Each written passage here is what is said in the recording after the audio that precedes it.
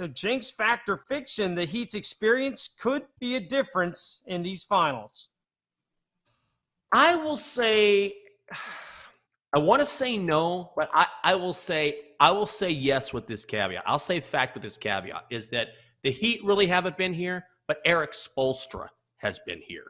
So even though I think the Heat will be completely outclassed on the court, and I think the Nuggets are going to win the NBA Finals, just like we don't know how players are going to react in the spotlight, we don't know how coaches are going to react in the spotlight. So Eric Spoelstra has been here before, and the Heat have nothing to lose. So because Eric Spoelstra has won NBA titles, I think that's a bit of an edge for the Heat. So I'll say it'll make a difference. I don't think it's going to make enough of a difference for the Heat to win. But yeah, I think it is a factor. Fact. It may be a factor, but I don't think it's a deciding factor, because it would be one thing if we were talking about a team like the Golden State Warriors, who that entire starting five almost was together for a core of championships. The Heat have playoff experience like Jimmy Butler, who's been there, done that, and Eric Spoelstra, and also the front office, Pat Riley's been in like 25% of all NBA Finals matchups, but still, it's not the entire team. Like Gabe Vincent, Caleb Martin, these are still kind of unproven players, and I hate saying that because Caleb Martin has been so good, but still, they're young guys. It's not like the whole team has been in the NBA Finals before. And then looking at the Nuggets, what do you say about Nikola Jokic? He has been nothing but nails this postseason, averaging close to 30 points a game. How many triple-doubles has he had this postseason already? And then look at Jamal Murray. I know he's been hurt for a lot of these postseasons, but still, you look at Jamal Murray in the fourth quarter, this guy has been at his best when it matters the most. He's already had 4 career games in the postseason with at least 20 points in the fourth quarter. So do not tell me that man is not clutch. So I think both sides make a good case, but I think the Nuggets still are a team that I'd be willing to trust in the clutch as well. Best looking, most handsome. And by that, I mean favorite player to watch. Who are you going with? Who's the best looking? Again, I would like to go off the board here, but how do you not pick Ronald Acuna Jr., somebody who is top 5 in all of the power metrics, OPS, slugging, and average, but also has 22 stolen bases. That leads the National League, one of the most electric players to watch. And when you're talking about intangibles and what you bring to a team, this is a guy that's been a lightning rod for the Atlanta Braves, especially in the first inning. One of the craziest stats about Ronald Acuna Jr. is that as of a few days ago, he was hitting 500 in the first inning. So when you need somebody to get things going for your team offensively, Ronald Acuna Jr. is the guy to do it. Also has some defensive acumen in the field and making some highlight reel worthy plays. Ronald Acuna Jr., most exciting to watch. I can't believe I'm going to say this. I'm going to go with Aaron Judge, and I am not a Yankees guy by any stretch of the imagination. But 2 things. Number 1 is we know he can mash. Number 2, he's been exceptional defensively. There have been a couple of defensive gems, including a couple nights ago, where he had 2 home runs and then robbed a player of a home run by leaping over the center field wall. And also, there is something to be said for someone who just immediately makes everyone better. That Yankees team, just by inserting one man into the lineup, got better.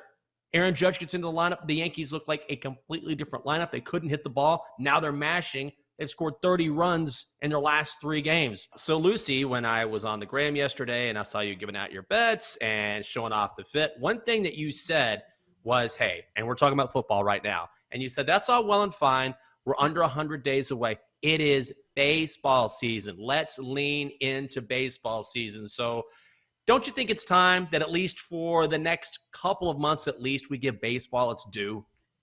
Yes. Okay. So the Celtics finish and, RIP to them. That was horrible. But the second they're done, I thought, okay, now it's just the Red Sox, and people in this city, in Boston, have to focus on the Red Sox no matter. Why wouldn't you want to? They're great now. It's going great. But no, I think based on last night. But then I see the next morning, Adam Schefter right away just okay, 100 days till NFL season. Give it a minute. Let us just enjoy that. I mean, NBA is still going on, but in my mind, not really. So I'm focusing on baseball season. I am just today baseball games, no NBA, no NHL, but they're, it's still hockey season as well. But baseball season deserves some credit, I think. So I was just like, Schefter, could you just wait a little bit? Just, I know that that's that day marks, 100 days, that's something. But for that to happen right after the Celtics, I was like, wait a minute, it's baseball season and we need to respect that, I think. So I'm very excited for it. It's not even summer. It is not even a calendar-wise summer yet. So can we just enjoy the fact that we have a whole baseball season to look ahead to rather than, NFL season when it's about to be winter and snowing again? No, baseball season. To your point, if this postseason was won on paper, you're right. Miami would not be sitting where they are. So maybe we need to give them some credit in that regard. But like I said, it just feels like the Nuggets are a different caliber of opponent because you look at the route that the Heat had to get here. They had the Bucks in the first round, which Giannis didn't even play in some of those games. And even when he was playing, he was very hurt. And also the final game of that series, Giannis had 38 points and 20 rebounds. So it's not like they shut him down, which also is a little foreboding looking at guarding another big man in Nikola Jokic. How do you think they're going to slow him down? I don't think they do. Then you go on to the next series, which the Knicks are not a good offensive team. I think we knew that. And then you look at the Celtics, the most inconsistent good team in all of basketball. So yes, what the Heat have done is flat out impressive, especially the route that they have taken through the play-in. But still, this is a huge step up in competition. And also, we have talked about how good the Heat have been in game one of series, but this is a different road that they haven't had to play out because Denver has the altitude effect. And we've talked about the fatigue being a factor for the Miami Heat.